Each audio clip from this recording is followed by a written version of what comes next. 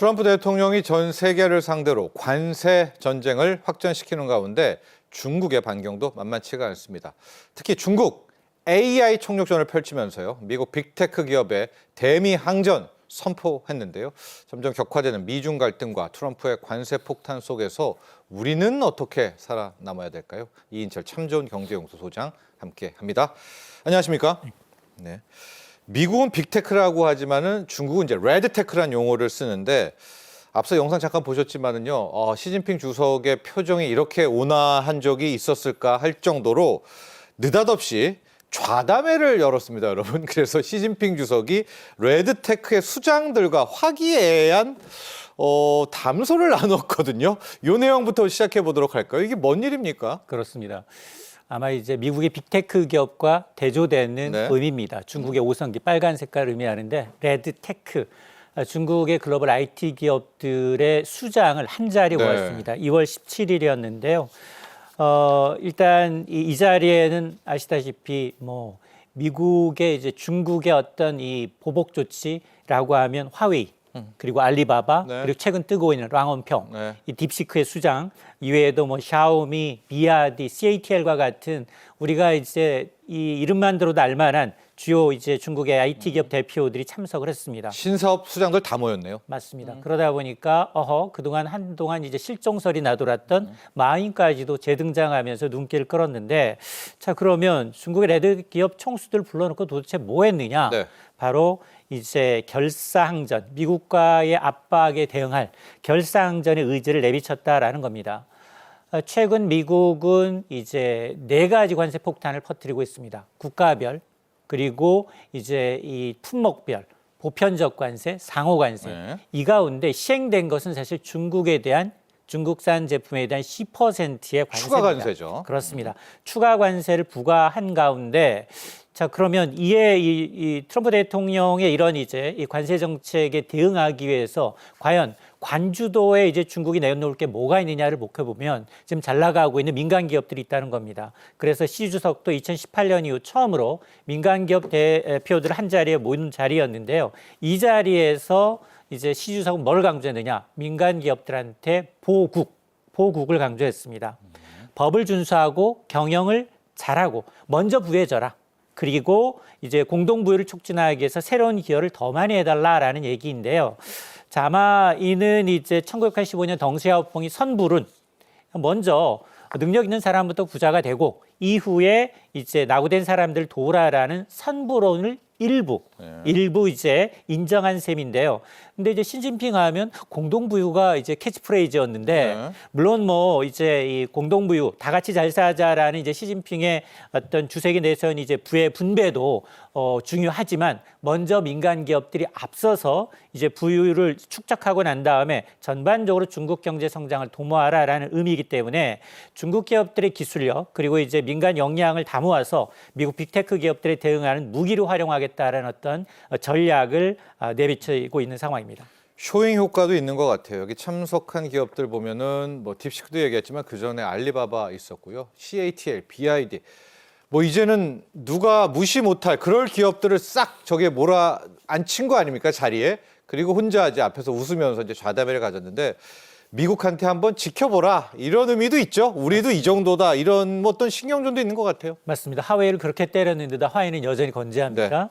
자 그러다 보니 갑자기 이제 시진핑 주석이처럼 중국의 대표 이 기술 기업들을 소집한 속내가 도대체 뭐냐? 앞서 제가 이제 대미 이 항전을 이제 얘기했는데 민영 기업 자담회는 이제 트럼프 대통령이 관세 부과 이후에 나온 자리였고 특히나 다음 달이면 중국의 양해가 예정이 돼 있습니다. 사실상 이제 올해 중국의 경제 성장률 목표를 관련한 정책이 발표되기 직전에 이런 모임을 가졌다라는 건데요. 그러다 보니 트럼프 대통령이 어떤 강경한 대외적인 어떤 정책을 직접적으로 의식한 게 아니냐라는 거고 중국이 좀 보여줄 건 보여주자. 자국의 기술력, 첨단 기술력과 민간 부분의 혁신 역량을 무기로 삼아서 미국의 경쟁에서 우위를 점하겠다는 이제 전략적 메시지를 전달한 것으로 보이는데요. 트럼프 대통령은 사실은 이제 테슬라의 CEO인 일론 머스크를 정부 효율부 수장으로 내세우면서 친기업 행보를 보이고 있습니다. 그러면서 법인세 인하를 이미 예고한 상황이죠. 이러다 보니 시진핑도 트럼프식 친테크 정책에 이제 맞대응하는 성격으로 정책 전환을 꾀하고 있다라는 얘기인데 그러면서 이제 이런 임무를 주고 있는 겁니다. 민영 기업들이 중국식 현대화에 좀 추진하면서 더 많이 기여를 해라. 민간 경제가 빨리 어려움을 극복할 수 있도록 더 빨리 박차를 가하자라는 얘기인데요. 따라서 이번 좌담회는 이제 내수 부진과 부동산 침체와 같은 경제적인 난국 속에서도 미중 기술 패권 전쟁 경쟁과 더불어서 관세 정쟁 같은 이런 외부 압박에 대응하면서 첨단 산업을 미래 성장 동력으로 육성하기 위한 중국 정부의 강력한 의지를 보여주고 있습니다. 자, 그렇지만 또 중국은 공산 국가잖아요. 공산당이 일단 지배를 하고 있고 여기에 참가한 우리 CEO들 그냥 오지는 않았을 것 같거든요. 뭔가 선물을 또 저런 자리에 가면 갖고 왔을 거 아니겠습니까? 어떤 약속들을 좀 했나요, 우리 기업 CEO들은? 맞습니다. 가장 주목을 받았던 알리바바의 이제 이 마윈 CEO의 경우에는 네. 시진핑 정부의 미운 털이 단단히 네. 박힌 상황이었습니다. 그랬죠. 한때 이제 이 중국의 금융감독 체제를 전당포치 영업을 하고 있다라고 비판을 하면서 눈밖에 났는데요. 이후에 뭐 반독점법 위반으로 거의 뭐 4조 원에 가까운 이제 이 과징금을 부과받았고 그리고 알리페이 상장도 무산된 바가 네. 있습니다. 그래서 일부에서는 실종됐다, 아니면 해외를 떠돌고 있다, 네. 설만 난무했는데 마윈이 이제 민간대 빅테크 기업으로서 이제 직접 시진핑과 악수하는 장면, 그리고 이제 공산당 검정복 복장을 입고 나타났는데 여러 가지 의미를 내포하고 있습니다. 이런 기대에 부응해서 바로 마윈은 투자 정책을 발표합니다. 얼마입니까? 앞으로 3년 동안 네. AI와 같은 첨단 기술 분야에 무려 220조 원의 이상 네. 대규모 투자를 단행하겠다라는 건데요. 예. 이 규모가 지금 미국의 빅테크 기업들, 메타와 이제 아마존, 구글, 마이크로소프트와 같은 미국 주요 빅테크 기업의 이런 AI 투자 규모가 거의 맞먹는 수준이고요. 네.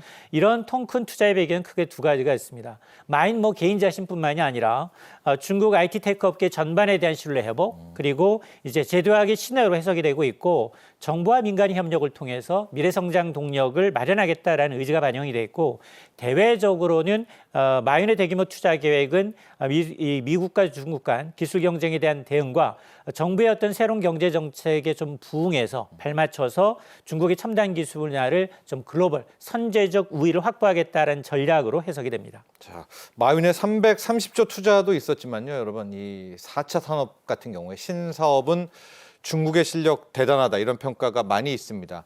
중국이 어마어마한 돈을 지금 AI 첨단 산업에 쏟아붓고 있죠. 맞습니다. 중국의 빅테크 기업들이 지금 사활을 걸고 있는 그 분야가 바로 AI 분야인데요. 알리바바 이외에도 텐센트, 바이트댄스와 같은 시진핑 주석의 어떤 총동원 이후에 내놓은 투자 규모를 보게 되면 향후 6년 동안 무려 2천조 원에 달하는 투자 계획을 잇따라 발표하고 있습니다. 지난 10년 동안 사실은 중국은 AI 산업을 국가 전략 산업으로 육성하겠다라는 큰 그림을 그려왔죠. 이후에 정부는 초비 자본금으로 600억 위안의 규모를 투자기금 조성으로 기금으로 내놔서 민간 투자 기술 혁신을 적극 지원해 왔는데 이런 가운데 이제 2030년까지 AI 시장 규모가 한 5조 6천억 위안으로 목표를 삼고 있는데 자국산 AI 모델을 해외로 수출하겠다는 계획까지 동시에 추진하겠다는 겁니다. 이런 움직임은 단순히 이제 국내 시장의 경쟁력을 높이는 차원에 그치지 않고 중국이 자국산 AI 모델을 바탕으로 해서 인도라든가 러시아와 같은 동남아 등 해외 시장에서 적극적으로 진출해서 글로벌 이제 기술 패권 전쟁의 어떤 주도권을 확보하려는 이제 전략과 맞닿아 있는데요. 자, 이러다 보니까 미국과 중국 간 쩐의 전쟁이 이제 본격화되는 게 아니냐.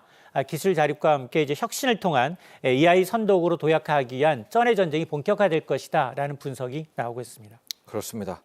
그런데 아마 트럼프 대통령과 미국은 이런 모습이 좀 눈에 거슬렸나 봅니다. 지난 주말에 USTR 미국 무역 대표부가 엄청난 규제를 확정지은 것은 아니고 이제 언급을 했는데요. 미국 항구에 들어오는 중국 해운사 그리고 중국 해운사가 아니더라도 중국 배에 대해서 상당한 액수의 수수료를 부과하겠다 이 내용도 한번 보도록 하죠. 와, 이건 정말 대단한 것 같아요. 맞습니다. 대부분의 이제 수출 물동량이 이제 선박을 통해서 그러겠죠. 이루어지는데 네. 그런데 지금 미국 정부가 중국의 조선 해운 산업을 겨냥한 이제 이 조치를 강화하고 있습니다. 미국의 USTR 뉴욕 대표부가 중국의 해양 조선물류 산업의 장악력을 좀 견제하기 위해서 중국선사와 중국산 이 선박과 관련해서 국제 해상운송 서비스의 수수료를 부과하겠다는 겁니다. 이 추진안을 들여다보면 중국선사의 선박이 미국에 입항할 때마다 선박당 네. 최대한 100만 달러, 14원이고요. 네. 또 하나 선박에 이제 쌓는 물건에 따라서 톤당 최대 1,000달러, 네. 약 144만 원 가량의 수수료를 부과하는 내용을 담고 있고, 그리고 아울러서 중국산 이제 이 선박이 여러 대다 복쇄 선박을 운영하고 있다면 그 수수료를 더 올리는 방안까지 검토를 하고 있다라는 겁니다. 이와 함께 이제 USTR은 이제 미국산 제품의 미국 선박 이용을 촉진하기 위한 규제안도 마련하고 있는데요. 해당 정책이 시행이 되게 되면 해상 운송되는 미국 제품에는 최소 1%에 달하는 미국 선사의 미국 선적 선박을 통해야 수출이 가능하고 이 조치는 2년 후에는 3%, 3년 후에는 5%, 7년 후에는 15%로 최소 기준을 점진적으로 높여가서 궁극적으로 미국 제품들이 미국 선적에 미국산 선박을 통해서만 수출해야 된다라고 이제 규제를 하고 있는 상황인데요. 이는 아마 이제 중국이 그동안 이제 이 자국 정부의 지원을 받아서 글로벌 조선 2위 업계로 도약을 했는데 이걸 좀 겨냥하면서 미국이 자국산 조선업을 보호하고 불공정 경쟁을 좀 방지하기 위한 차원이 아니냐라는 해석이 나오고 있습니다. 네. 오늘 국내 증시를 보면 국내 해운주들이 급등하고 있습니다. 아마 이 뉴스 때문이기도 한데 앞서 우리 소장님이 얘기했던 미국산 제품은 미국산 선박으로 가자. 이거 불가능하죠. 지금 미국 조선업은 완전히 몰락했는데 결국 그러면은 반사 이익은 우리 아니면 일본이 가져갈 수 있다. 이런 평가가 좀 많은 것 같아요. 이게 정말 시행이 된다면요? 그렇습니다. 사실 미국 조선은 한때는 세계 최강이었습니다. 네. 근데 지금 실정은 전 세계 지배율은 1%대도 못 미칠 정도로 미미한 상황인데요. 자, 그러다 보니 지금 USTR의 조치는 중국 선박의 운송 비용을 인위적으로 높이는 결과를 초래하기 때문에 중국의 해운 경쟁력은 떨어질 수밖에 없습니다. 네. 앞서 이제 지금 현재를 보게 되면 중국이 거의 절반 이상의 조선 점유율을 가지고 있고 이 미국, 한국과 일본이 2, 3위를 기록하고 있는데 미국의 점유율은 1% 이하로 떨어져 있는 상황입니다. 따라서 이번 조치로 인해서 중국의 이 선박 운영 비용이 늘어나게 되면 국제 해상 운송 시장에서 중국 선박의 이제 가격 경쟁력이 떨어지고 이걸 블룸버그 통신은 이로 인해서 한국과 일본의 조선업계가 오히려 반사이익을 얻을 것으로 예상을 하고 있습니다. 한국과 일본은 오랜 이제 조선 기술과 더불어서 효율성을 바탕으로 해서 글로벌 시장에서 선박에 대한 신뢰가 좀 큰 상황인데요. 네. 물론 일부에서는 이제 운송 비용 증가라는 게 소비자 가격에 결국 반영되기 때문에 결국 미국인들한테 부담이 돌아가지 않겠느냐. 그동안 이제 조선 해운 산업 강화를 위해서 보호를 하기 위해서 미국이 대중국 조치에 대해서 여러 가지 조치를 내놨음에도 불구하고 미국의 조선업 역량이 좀 크게 향상되진 않았다라는 점을 감안하게 되면 이번 정책의 효과가 어느 정도일지에 대해서는 여러 가지 의견이 나오곤 있습니다만 그럼에도 불구하고 궁극적으로 이제 트럼프 대통령은 이번 조치를 강행하지 않겠느냐라는 관측이 나오고 있습니다. 그러면서 또 하나가 이제 미국에 투자할 때는 절차가 없다. 패스트트랙을 걸겠다. 이렇게 또 이야기를 했습니다. 그러니까 미국에서 다른 곳에 투자할 때는 어렵게 하고요. 미국으로 들어오는 투자는 그냥 받겠다라는 이거 속내가 너무 뻔히 들여다 보이는데요. 맞습니다. 트럼프 대통령이 사실은 이제 모든 관세 정책, 관세를 발표하면서 유예 기간을 둡니다. 네. 협상 카드를 이용을 하고 있는데 마찬가지입니다. 미국에 투자하기 위해서 미국 우선주의 투자 정책 각세 서명을 했는데 이 내용을 좀 들여다보면 핵심은 동맹국이 미국 내 투자할 경우에 여러 가지 외국인 투자 심의위원회를 비롯해서 여러 가지 안보 심사를 받는데 이 심사 절차를 간소화해서 투자 장벽을 낮추겠다, 없애겠다라는 겁니다. 그래서 궁극적으로 미국을 전 세계 투자 자금의 최대 종착지로 만들겠다라는 큰 그림입니다. 그러다 보니 첨단 산업 분야뿐 아니라 동맹국의 투자를 촉진하기 위해서 여러 가지 이제 이 빠른 패스트트랙 제도를 도입하겠다라는 건데요. 사실 미국 트럼프 행정부의 이제 관세 정책을 통과하는 건 이제 상무부입니다. 미 상무부의 이제 하워드 러트닉 이 상무장관은 한국 기업가들과도 만나서 네. 똑같은 얘기를 했습니다. 네. 적어도 이제 대미 투자 최소 10억 달러 이상 투자하게 되면 우리 돈으로 약 14조 원 이상을 투자할 경우에는 심사 절차 간소화하는 패스트 트랙을 적용해 주겠다라고 이제 언급한 것으로 알려지고 있는데요. 반면에 여기서 제외되는 국가들도 있습니다. 중국을 포함해서 중국, 쿠바, 이란, 북한, 베네수엘라, 러시아와 같이 6국에 대한 투자의 경우에는 투자 제한 규정과 더불어서 미국 증시에 상장된 적대국 기업의 지배 구조까지 검토하겠다라면서 이제 이 동맹국의 투자는 굉장히 우호적으로 완화하되 그러나 적대국의 투자는 엄격히 통제하겠다는 미국 우선주의 투자 정책을 명확하게 하고 있습니다. 그리고 또 하나가 볼 내용인데요. 뉴욕타임즈 기사였습니다. Wide Ranging Deal, 이 광범위한 합의에 대한 이야기 되는데 이게 뭐냐? 사사건건 미국과 중국이 붙으니까 트럼프 대통령은 이리 관제하는 어떤 하나의 기준을 딱 좁고 큰 협상을 좀 하고 싶어 한다. 저는 이게 위안화 절상을 이야기하나 뭐 여러 가지 생각을 드는데 이게 좀 타당성이 있는 기사 같아요. 매번 어떻게 이렇게 싸우겠습니까? 미국과 중국 어떤 하나의 큰 합의를 할 가능성은 없을까요? 그렇습니다. 뉴욕타임즈의 분석이 이채롭습니다. 말씀하신 것처럼 트럼프 대통령은 이제 시진핑 국가주석과 일기에 맞붙었고요. 결과는 사실은 뭐 서로가 상처를 안 받았습니다. 그렇죠. 그러다 보니 이 무역 관계를 넘어서 더 넓은 범위에 어떤 합의를 이끌어내는 게 아니냐. 무역뿐 아니라 안보 문제도 있을 수 싹 다. 있고요. 네. 핵무기 관련 네. 이슈까지 여러 가지 광범위한 협의를 얻고자 하고 있고 이런 거래를 원한다라는 겁니다. 미국은 중국과의 관계에서 이 기존의 무역 적자 해결하는 것을 넘어서 이런 안보와 경제적 이익을 도모하겠다라는 취지로 이어지는데 이러다 보니 단기 무역 제조정에 그치지 않고 광범위한 전략적 협상을 이어질 수밖에 없다는 겁니다. 근데 사실은 트럼프는 사실은 탑다운 방식으로 네. 먼저 이제 그렇죠. 관세를 세게 붙고 이게 해결하는 방식이었다면 오히려 미국이 이 중국의 불공정 무역과 기술 탈취와 같은 안보 위협으로부터 다양한 문제를 한꺼번에 해결하면서도 미국을 세계 투자의 종착역, 기술 패권의 어떤 중심지로 만들겠다라는 의지가 반영될 수 있기 때문에 앞으로 이제 고위급 협상을 거쳐서 과연 미국과 중국 정상회담을 직접 대면을 통해서 여러 가지 이슈를 한꺼번에 다루는 포괄적 협상 단계로 전환될 가능성이 점쳐지고 있다는 겁니다. 자, 한번 지켜보시죠. 어떻게 매번 이건 저건 뭐 통행세 뭐 이렇게 하겠습니까? 그래서 크고 광범위한 합의와 협의를 구상하고 있다. 그 구체적인 이야기 나온 대로 저희가 함께 소개를 해드리도록 하고요. 구글세 이야기도 한번 해보도록 하겠습니다. 트럼프 대통령 자신들의 기업, 뭐 메타라든가 구글이라든가 여기에 세금 매기면은 가만히 있지 않겠다. 뭐 아직 시행도 안 하지 않았습니까? 구글세? 맞습니다. 벌써부터 이럽니까? 맞습니다. 사실 글로벌 빅테크 기업들의 플랫폼 기업하면 열의 여덟 아홉은 대부분 미국 기업입니다. 네, 기업이죠. 자, 그러다 보니 지금 트럼프 대통령이 미국의 빅테크 기업들을 규제하는 외국 정부에 대해서는 보복 관세를 적용하겠다라고 예고를 했습니다. 디지털세와 같은 이 같은 조치는 사실 우리나라도 예외는 아닙니다. 맞아. 우리 정부도 지금 국회가 추진하고 있는 이 플랫폼법 등이 이제 이 발목을 잡을 수 있다라는 전망까지 제기가 되고 있는데요. 네. 트럼프 대통령 각서에서 문제 삼은 내용을 좀 들여다보면 국경 간 데이터의 이전을 제한하는 방안, 그리고 콘텐츠 제작비를 요구하거나 망사용료를 부과하거나 네. 이런 경우에는 이게 한국에도 규제가 있다라고 판단할 소지가 있다는 겁니다.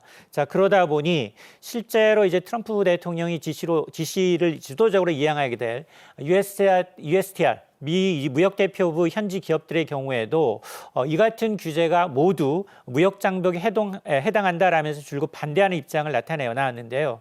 따라서 우리 정부가 앞으로 이제 미국과의 원활한 소통을 위해서는 오해를 좀 줄이면서도 이 자국 기업의 과도한 부담이 되지 않도록 규제를 좀 점검할 필요는 있어 보입니다.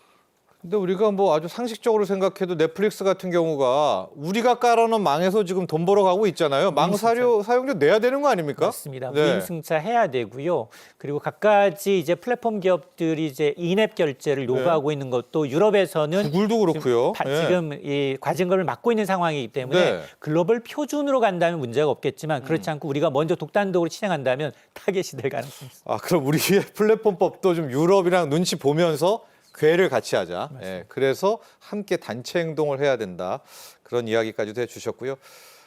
저희 근데 투트랙으로 미국 담당자, 트럼프 대통령 담당자 만났다는 이야기 해주셨죠. 예, 차관 보도 갔고요. 또 민 쪽에서는 최태원 회장이 경제사절단을 이끌고 갔습니다.